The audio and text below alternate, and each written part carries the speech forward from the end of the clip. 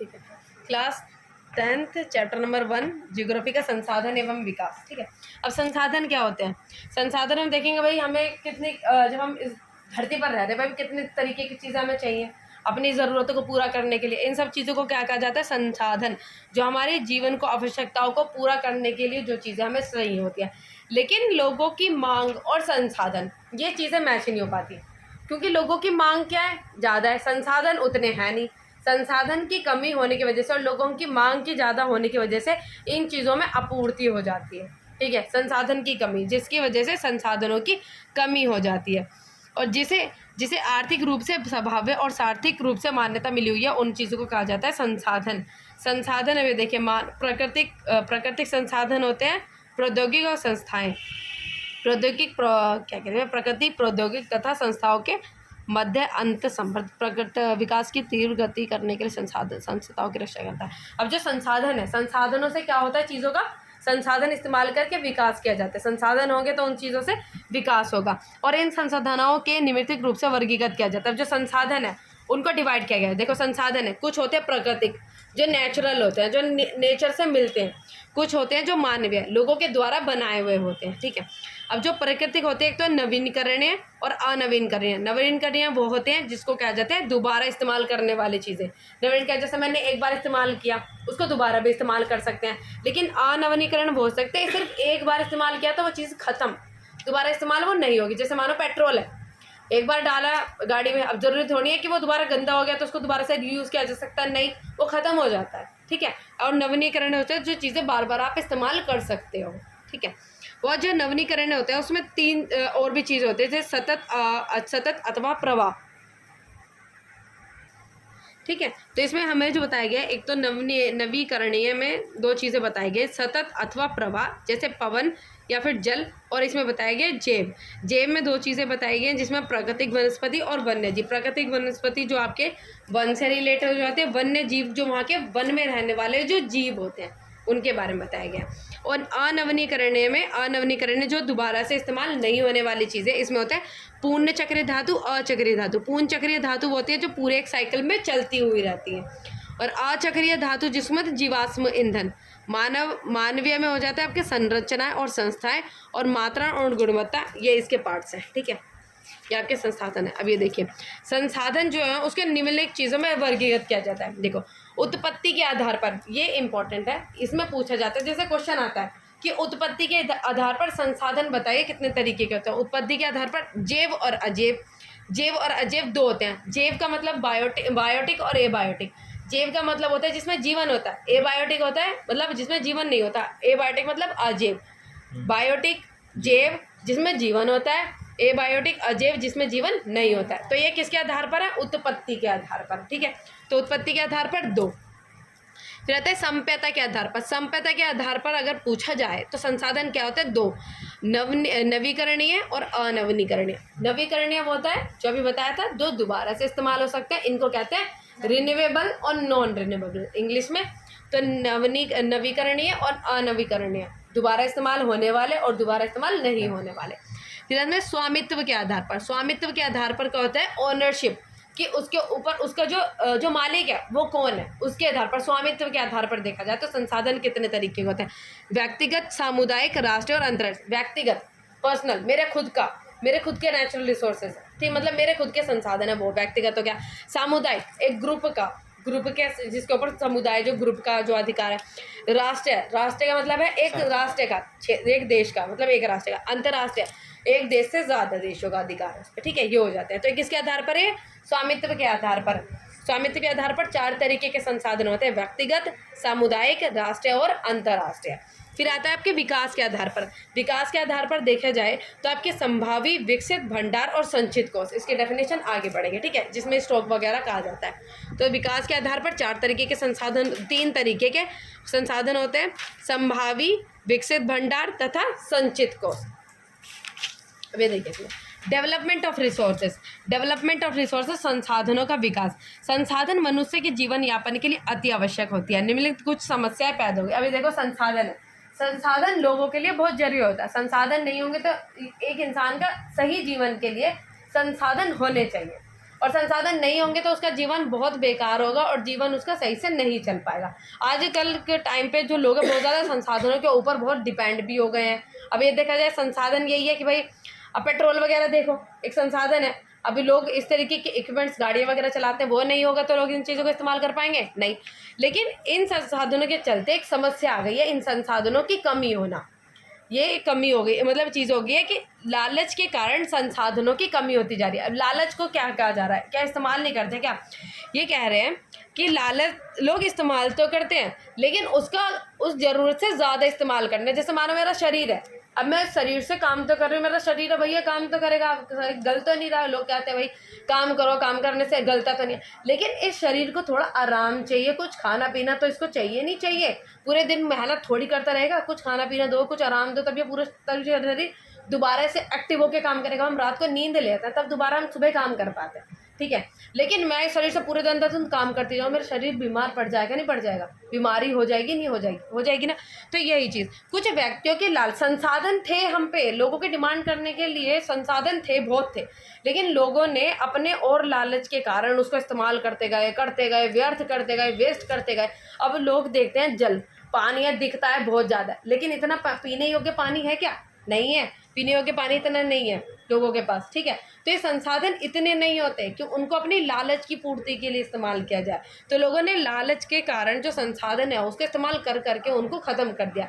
तो संसाधनों की इन सब चीज़ों से क्या हो गई? कमी हो गई, ठीक है। तो संसाधन की कमी होना ही एक बहुत बड़ी समस्या है। तो संसाधनों के अंधाधुंध शोषण से वैश्विक परिस्थितिक संकट उत्पन्न हो गई, जैसे भूमंडलीय तापन, ओजोन परत। अभी ऐसे आपने देखा होगा, लोग एक कहीं पे एक अच्छा खासा जंगल है, कहीं पे बहुत सारे पेड़ है, लेकिन लोगों को चाहिए रहने के लिए जगह। लोगों को चाहिए भाई यहाँ पे फ्लैट खड़े कर दूँ, बढ़िया बढ़िया घर बना दूँगा, घर बनाऊंगा यहाँ बढ़िया फ्लैट बना दूंगा तो यहाँ से किराया आना शुरू हो जाएगा, यहाँ पे लोग रहने शुरू हो जाएंगे, अच्छा खासा डेवलपमेंट हो जाएगा। लेकिन लोगों ने अपने स्वार्थ के चक्कर में वहाँ के पेड़ उखाड़े, वहाँ से पूरी कटाई कर दी, वहाँ के सारे पेड़ गंजे कर दिए, सारा उड़ा दिया। वहाँ से अपने फ़ायदे के लिए तो किया, लेकिन उसमें अपना फ़ायदा तो किया, लेकिन नुकसान अपना और भी ज़्यादा किया। इस लेवल पे नहीं पता चलेगा, लेकिन आगे आने वाले लेवल पे पता चलेगा। उसने ज़मीन हटाई, भूस्खलन की समस्या होने लगी, ठीक है। जो हमको जो ऑक्सीजन जो मिल रही थी, इतनी स्वच्छ हवा मिल रही थी, उसके लेवल में कटौती कर दी। जो कार्बन डाइऑक्साइड की मात्रा जो वो इतने पेड़ जो कवर कर रहे थे, उस कार्बन डाइऑक्साइड को ले रहे थे, उस पेड़ों के कटने से वो कार्बन डाइऑक्साइड का लेवल बढ़ गया। कार्बन डाइऑक्साइड के लेवल के बढ़ने से धरती का तापमान था वो बढ़ गया। धरती के तापमान बढ़ने से आइस बर्फ थी वो मेल्ट होनी शुरू हो गई तो पानी का जो लेवल था वो और बढ़ गया। पानी का लेवल बढ़ने से बाढ़ आनी शुरू हो गई, ठीक है। तो और जो आइस जो मेल्ट होती है ना, वो फ्रेश वाटर होती है, वो पीने योग्य पानी होता है। अब उस पानी के पिघलने से वो पानी वैसे पानी में भी मिल गया, तो पीने योग्य पानी कम हो गया, नहीं हो गया? हो गया। तो इससे एक तो कार्बन डाइऑक्साइड की लेवल तापमान बढ़ रहा है, पानी की समस्या हो रही है, पानी जो है वो बाढ़ वगैरह की समस्या आ रही है। और फिर ओजोन परत को बहुत ज़्यादा ख़राब किया। जो ओजोन लेयर जो सूर्य की वैसी गैसों से, जो सूर्य की एक रेज होती है जो लोगों की स्किन को स्किन को हार्म करती है, वो जो रेज नहीं होगी तो लोगों को कैंसर होना स्टार्ट हो जाएगा, ठीक है। लेकिन उस जो ओजोन लेयर को ये कार्बन डाइऑक्साइड का इतना ज़्यादा तापमान जो बढ़ रहा है उसको क्या करती है, वो ओजोन लेयर बचाती है, ठीक है। अब एक कोई पेन होगा जो पेन दे दो, एक पेन या पेंसिल, ठीक है। जैसे मानो एक ओजोन लेयर है, ओजोन लेयर क्या करती है, जैसे सूर्य से कोई किरणें आती है, उससे किरणें ओजोन लेयर से टकरा के वापस चली जाती हैं। लेकर आओ बेटा पेन ले।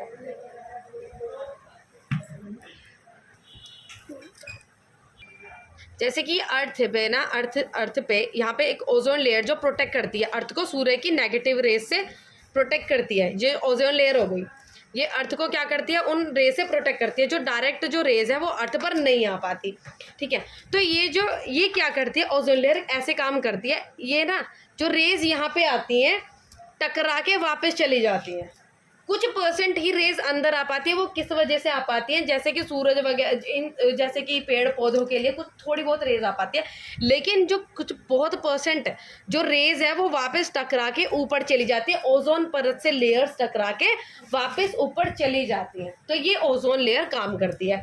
तो इससे क्या होगा, जो हार्मफुल गैसेस जो सूरज से जो नीचे आ रही थी, इससे क्या है, ओजोन ने आने नहीं दिया ना उसको, ओजोन ने आने नहीं दिया। एक लोक लगा रखा है ना ऊपर, एक लोक लगा रखा है जो इस यहाँ पे आने से उन रेस को रोकता है। तो स्किन कैंसर हो जाता था उस चीज़ से, तो उस चीज़ से ये प्रोटेक्ट करती है।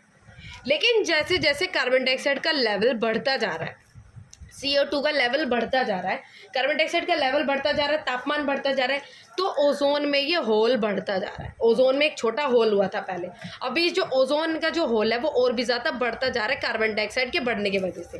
तभी तो कहा जाता है कि पेड़ पौधे लगाओ, जिससे कि जो पेड़ पौधे क्या करते हैं वो ऑक्सीजन रिलीज करते हैं, ऑक्सीजन रिलीज करते हैं और कार्बन डाइऑक्साइड ले लेते हैं। अब जो पेड़ पौधे कार्बन डाइऑक्साइड ले लेंगे तो कार्बन डाइऑक्साइड की मात्रा को अर्थ पे कम किया जाएगा ना, तो ज़्यादा से ज़्यादा हमें पेड़ लगाने चाहिए, नहीं लगाने चाहिए, सही चीज़ है। तो ये ऑक्सीजन और कार्बन डाइऑक्साइड के बीच में जो पेड़ पौधे हैं वो एक बैलेंस बना के रखते हैं। जैसे यहाँ पे 10 ऑक्सीजन है और यहीं पे 10 कार्बन डाइऑक्साइड है, ठीक है, ये एक बैलेंस है। लेकिन मैंने पेड़ काट दिए, मैंने पेड़ काटे, यहाँ पे 8 हो गया ऑक्सीजन, कार्बन डाइऑक्साइड 10 हो गया, और कार्बन डाइऑक्साइड और बढ़ गया, 12 हो गया, ठीक है। अब उसके बाद और पेड़ पौधे काटे, ऑक्सीजन और कम हो गया, कार्बन डाइऑक्साइड और बढ़ गया, तो ये क्या हो गया, कार्बन डाइऑक्साइड का लेवल बढ़ता जा रहा है, बढ़ता जा रहा है। तो ये कार्बन डाइऑक्साइड का लेवल बढ़ता गया तो शरीर का जो धरती का टेम्परेचर था वो बढ़ता चला गया। अब आपने देखो कभी मम्मी पापा आपके पहले बताते होंगे कि भाई पहले सर्दी बहुत होती थी, पहले बहुत ज़्यादा टाइम पे, अब तो कुछ सर्दी नहीं रहती, अब तो 4-5 दिन की सर्दी है, और पहले तो बहुत ज़्यादा सर्दी होती थी, पहले तो हम इतने इतने कपड़े पहनते थे, सुबह सुबह रोड पर नहीं निकल जाता था, इतना कोहरा। आज कभी बताते हैं मम्मी पापा? इतनी नहीं है, नहीं बताते। और क्यों नहीं होता? क्योंकि भाई तापमान बढ़ रहा है, और कभी कभी तो फिर ऐसा होगा कि सर्दी का लेवल बहुत, मतलब सर्दी का मौसम बस समझो कुछ ही दिन का रहेगा, ठीक है। तो ये चीज़ जो तापमान बढ़ रहा है, तो अब हमें क्या करना चाहिए भाई, पेड़ पौधे लगाने चाहिए, उनको कटाई से रोकना चाहिए। लेकिन लोग मानते नहीं है, पेड़ पौधे काटते हैं अपने फायदे के लिए, और कितना ज़्यादा तापमान। अब ये देखो भाई, हम भी AC यूज़ करते हैं, लोग AC इस्तेमाल करते हैं, AC वगैरह में इस्तेमाल करते हैं, लेकिन AC से भी पीछे की तरफ से देखना कितनी गर्म गैस निकलती है। जिस कमरे में रह रहे हैं वहाँ का कमरा तो ठंडा कर देती है, लेकिन उसके पीछे की तरफ जहाँ से वो गैस को रिलीज़ करती है, कि जो वैसा वाला AC होता है, जो विंडो वाला AC होता है, उसके पीछे जाके देखना इतनी गर्म हवा निकलती है, तो वो भी तो टेम्परेचर रिलीज करती है ना, कार्बन डाइऑक्साइड के लेवल को तो बढ़ाती है ना। अब कार के पास में जाके देखना, कार अंदर से तो ठंडी है, लेकिन कार के पास से कितनी गर्म हवाएं निकल रही होती है, तो वो भी तो टेम्परेचर बढ़ा रही होती है ना। तो कितनी सारी चीज़ें, फैक्ट्रीज के धुएं, भाई तो कहीं से कंट्रोल हो रहा है क्या? नहीं हो रहा। कोई एक आधी पेड़ लगा दिया, वो कितने टाइम में बढ़ेगा, लेकिन एक दिन में कितना कार्बन डाइऑक्साइड रिलीज किया जा रहा है, कितना CO2, कितना लेवल बढ़ रहा है ना। तो ये सब चीज़ें, कार्बन डाइऑक्साइड और काफ़ी और भी अलग तरीके की गैसेस, तो यही चीज़ है, तो हमने पढ़ लिया। अब इसमें आता है सतत पोषणीय विकास। सतत पोषणीय का विकास को कहते हैं हिंदी में सस्टेनेबल डेवलपमेंट। सस्टेनेबल डेवलपमेंट का मतलब है हम विकास को ऐसे करें, फ्यूचर को ध्यान में रखते हुए। अब तुम्हारी मम्मी ने घर में खाना बनाया, तुम्हारे घर में थोड़ी सी सब्जी थी, ठीक है, मम्मी ने कहा कि भाई तुम घर में 4 जने थे, घर में थोड़ी सी सब्जी, पापा गए हुए हैं बाहर, तुम 3 जनों ने सब्जी खा ली, ठीक है, लेकिन उसमें सब्जी इतनी सी थी, थोड़ी सब्जी थी, तुमने सबने सारी सब्जी खत्म कर दी, पापा के लिए बची क्या? नहीं बची। पापा क्या खाएंगे? कुछ नहीं खाएंगे। तो इसी को कहते हैं, अब और उसी सब्जी को तुम थोड़ा थोड़ा करके खा लेते तो पापा के लिए भी बच जाती, नहीं बच जाती। उसी को कहते हैं सतत पोषणीय विकास। तुम डेवलपमेंट करो, डेवलपमेंट करना अच्छी बात है, लेकिन डेवलपमेंट को ऐसे करो ताकि रिसोर्स भी वेस्ट ना हो और वो चीज़ आगे भी लोग इस्तेमाल कर सके, आगे के लोगों के लिए सोच के इस्तेमाल करी जाए चीज़ें, उसको कहते हैं सतत पोषणीय विकास। तो सब्जी से समझ में आ गया ना। अब मानो मैंने सब्जी, एक बच्चे ने सब्जी ली, वो ज़्यादा ले ली, उसकी सब्जी उसने झूठी कर दी, उसने वो फेंक दी। अब वो सब्जी को थोड़ी करके खा लेता, उससे जितनी खाई जा रही उतनी ले लेता, वो सब्जी मम्मी दोबारा पापा को दे देती उस सब्जी को। अब मम्मी को दोबारा बनानी पड़ेगी, नहीं बनेगी पापा के लिए, है ना। अब मम्मी फिर बाहर से सब्जी दोबारा खरीद के लाएगी, फिर उसको बनाएगी नहीं बनाएगी। इसको कहते हैं सस्टेनेबल, कि हम अपने रिसोर्सेज को ऐसे इस्तेमाल करें ताकि हम अननेसेसरी भी इस्तेमाल ना करें, व्यर्थ ही, और भविष्य को देख के इस्तेमाल करा जाए रिसोर्सेज को, ठीक है। और ये बहुत इंपॉर्टेंट है, रियो डी जेनेरियो पृथ्वी सम्मेलन, ये कब हुआ था? 1992 में हुआ था। 1992 में ये हुआ था रियो डी जेनेरियो। ये कहाँ पे हुआ था? ब्राज़ील में हुआ था, ठीक है। ये एक अधिक राष्ट्रीय प्रथम अंतर्राष्ट्रीय पृथ्वी सम्मेलन, पहली बार किसी ने इस तरीके से सोचा था कि पृथ्वी के बारे में सोचा जाए कि पृथ्वी को लेके सम्मेलन किया गया था, ठीक है। पहली बार ऐसा हुआ था कि प्रथम अंतर्राष्ट्रीय पृथ्वी सम्मेलन एकत्रित हुआ था और सम्मेलन का आयोजन विश्व स्तर पर उभरते पर्यावरण संरक्षण तथा सामाजिक आर्थिक विकास की समस्या को हल ढूंढने के लिए किया गया था। तो इसमें क्या किया था कि जो पर्यावरण का जो इतना ज़्यादा टेम्परेचर बढ़ रहा है उसके लेवल को कम किया जाए, उसकी हल ढूंढने के लिए ये सम्मेलन किया गया था। अब इसमें क्या बनाया गया था, एक एजेंडा 21 बनाया गया था। एजेंडा 21 क्या, एजेंडा 21 में कुछ 21 एजेंडा थे कि इन 21 एजेंडा को पूरा करना है। ये एजेंडा 21 इसलिए इसका नाम है, ठीक है। तो ये क्या हुआ था, देखो ये इंपॉर्टेंट है, 1922 में जून में हुआ था। कहाँ पे हुआ था, ब्राज़ील में हुआ था। और इसका टॉपिक क्या था, पर्यावरण संरक्षण तथा सामाजिक आर्थिक विकास, इंपॉर्टेंट। और इसका जो परिणाम क्या निकल गया आ गया था, एजेंडा 21 इसका परिणाम निकल कर आ गया था, ये डिसाइड किया गया था। अब एजेंडा 21 क्या, जिसे 1992 में ब्राज़ील के शहर रियो डी जेनेरो में संयुक्त राष्ट्र पर्यावरण तथा विकास सम्मेलन, इसका नाम है UNCED, शॉर्ट फॉर्म है इसकी, के तदर्स को राष्ट्रीय में किया गया था, जो सतत पोषणीय विकास पे। तो इनका उद्देश्य क्या था कि हमें क्या करना है, सतत पोषणीय विकास प्राप्त करना है, ऐसा विकास करना है जिससे रिसोर्सेज बचे रहें आगे के लिए भी। ऐसे एवं सम्मिलित जिम्मेदारी के अनुसार विश्व सहयोग के द्वारा पर्यावरण क्षति गरीबों तथा रोगों से निपटना है। और एजेंडा 21 का मुख्य उद्देश्य कि प्रत्येक स्थानीय निकास अपने स्थानीय एजेंडा 21 तैयार करें। तो सभी का यही काम था कि जो जितने भी देशों में सम्मिलित थे कि सभी अपने देश में एजेंडा 21 डिसाइड करें, सतत पोषणीय विकास। अब रिसोर्स प्लानिंग में हम पढ़ेंगे कि हम जो रिसोर्सेज को इस्तेमाल करने से पहले उसकी प्लानिंग होनी चाहिए, है ना। अब मानो कहीं तुम पेपर में पढ़ने जा रहे हो, तुमने पेपर की तैयारी करनी शुरू की, तुमने करके स्टार्ट कर दिया, लेकिन तुमने कोई सिलेबस तैयार किया, तुमने सारे पेपर से एक बार में स्टार्ट कर दिया। तुम्हारी भी मैडम तुम्हें ना ये कह दे कि भाई तुम्हारे पेपर है तुम्हें आना है। अब तुमने ये तो नहीं, तुम्हारी मैडम ने ये तो नहीं बताया कि इस तारीख को ये पेपर होने वाला है, इसका सिलेबस ये है, तो तुम सारा पेपर एक बार में पढ़ के जाओगे क्या, नहीं। तो इसी तरीके से रिसोर्सेज प्लानिंग, जो रिसोर्सेज है उनको इस्तेमाल करने से पहले उनकी प्लानिंग होनी चाहिए कि इस जगह पे अगर इस तरीके का डेवलपमेंट अगर हमें करना है तो यहाँ पे कितने पैसे लगने वाले हैं, कितना यहाँ पे कितना रिसोर्सेज चाहिए, कितना यहाँ पे मंगाया जाए। मानो एक घर में बनने के लिए 10,000 ईंटें चाहिए, एक कमरा बनना है 10,000 ईंटें चाहिए, तुमने वहाँ 50,000 ला के खड़ी कर दी, कमरा तो एक ही बनना था, बाकी ईंटों का क्या करोगे, मतलब बाकी जो रिसोर्सेज था वो बेकार है। ईंटों का एग्जाम्पल बेकार है, उससे तो दूसरा कमरा बन जाएगा, लेकिन बेकार है ना। वैसे अगर कोई और उदाहरण दे तो, है ना, व्यर्थ ही चीज़ें हो जाएंगी। तो अगर रिसोर्सेज को इस्तेमाल करें तो देख के इस्तेमाल कर, प्लानिंग के हिसाब से जो रिसोर्सेज हैं उनको मंगाए जाने चाहिए और इस्तेमाल किए जाने चाहिए जहाँ पे जितनी ज़रूरत है। अच्छा है कंजर्वेशन ऑफ रिसोर्सेज, संसाधनों का संरक्षण।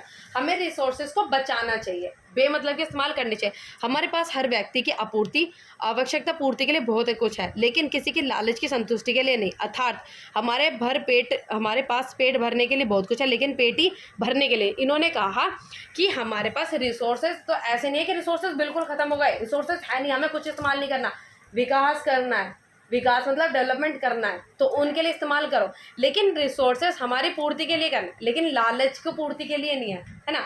अब ये नहीं कि तुम्हारी मम्मी से तुमने कह दिया कि तुम्हारी मम्मी को कहा कि मम्मी मुझे 1 लाख रुपए दो, मम्मी ने कहा बेटा 100 रुपये तक तो मैं दे देती, 1 लाख रुपए कहाँ से दूँ, भाई तुम्हारा लालच है, तुम इतने ज़्यादा पैसे क्यों मांग रही हो मम्मी से, बिना मतलब की मांग रही हो।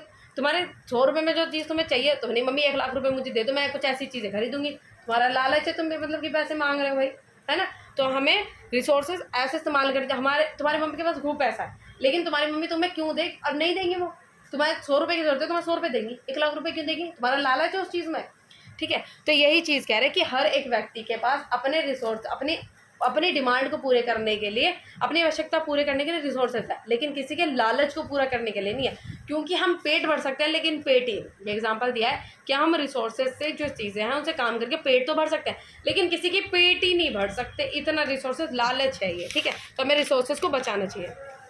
बाकी